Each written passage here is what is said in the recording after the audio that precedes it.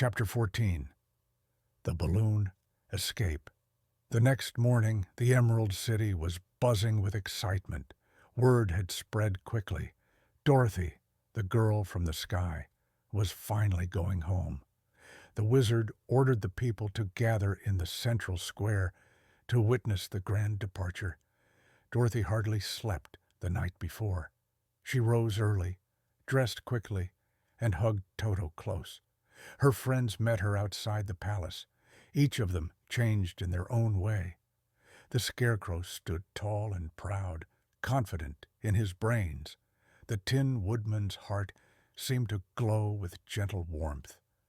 And the Lion walked with a steady step, the small bottle of courage tied proudly around his neck.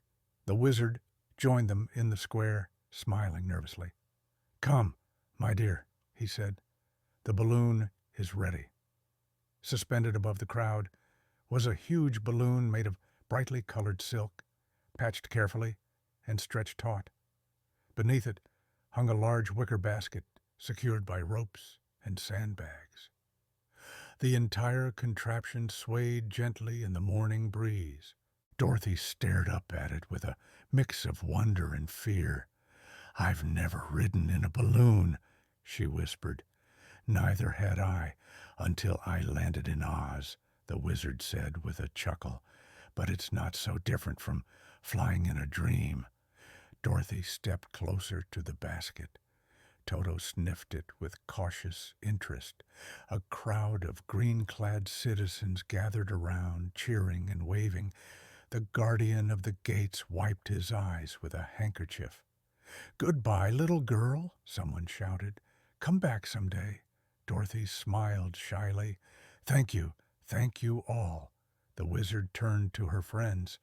"I must ask something important," he said. "Keep the crowd back.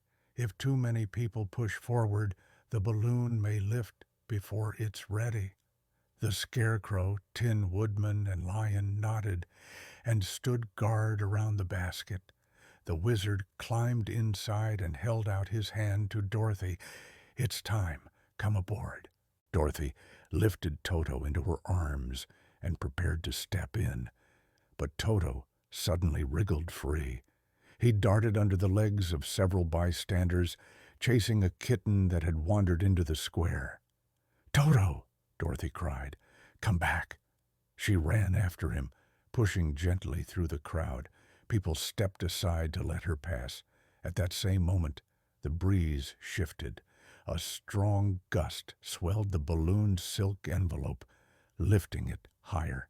The ropes strained. The wizard grabbed the rim of the basket. "Hold it steady," he shouted. But it was too late. Another gust caught the balloon. The sandbags slid off. The ropes lurched upward. The balloon began to rise. "Dorothy!" the wizard cried, reaching out desperately. "Hurry! Jump in!" Dorothy broke free of the crowd, just in time to see the balloon lifting slowly but steadily into the air. She ran toward it, reaching out her hand. "I'm here. Wait for me." The wizard leaned over the basket, tears filling his eyes. "I can't come back down. There's no way to control it." Dorothy ran until she could run no farther. Her fingers grazed the bottom of the basket, but the balloon was already out of reach. "Goodbye, Dorothy," the wizard called. "I'll see you in Kansas." Dorothy cried out. "No, don't leave without me." But the balloon sailed upward into the bright morning sky, drifting over the rooftops of the Emerald City. The crowd watched silently as it floated away, carrying the wizard higher and higher, until he was nothing more than a distant speck in the blue. Dorothy's eyes filled with tears. Toto pressed against her ankle, whimpering softly. The Scarecrow hurried to her side. "Dorothy, I'm so sorry." The Tin Woodman placed a gentle hand on her shoulder. "Don't cry. We'll find another way." The Lion bowed his head. "We won't let you lose hope." Dorothy wiped her eyes. "But he was My only chance to get home." "Not your only chance," said a voice behind them. Dorothy turned. Standing at the edge of the square was a familiar figure, dressed in white, smiling softly. It was the Good Witch of the North. "My child," she said kindly, "there is another way to return to Kansas, one that has been with you all along." Dorothy stared in surprise. "There is?"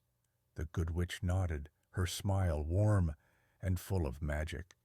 "Indeed there is, and it begins with the silver shoes on your feet." Dorothy looked down at them, eyes wide. Her journey was not over yet.